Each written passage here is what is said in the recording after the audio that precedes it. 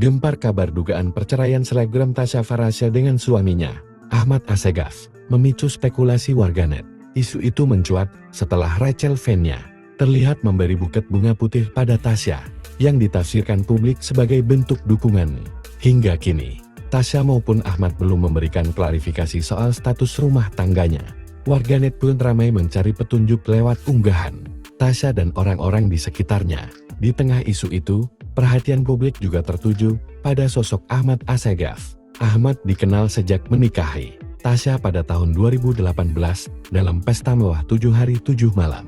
Ia berasal dari marga Assegaf, keturunan Ba'alawi dari Hadramaut, Yaman, yang diyakini merupakan jalur keturunan Nabi Muhammad.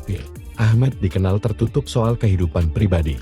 Ia menempuh pendidikan di luar negeri, termasuk Amerika Serikat. Dalam karir, Ahmad menjabat sebagai Vice Direktor di perusahaan kontraktor, punya bisnis kuliner Jepang di Jakarta Selatan, usaha rokok khas Timur Tengah Delsisha, dan koperasi UMKM.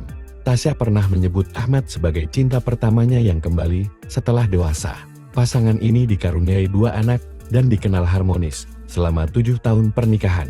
Namun kini keduanya memilih bungkam di tengah isu perceraian.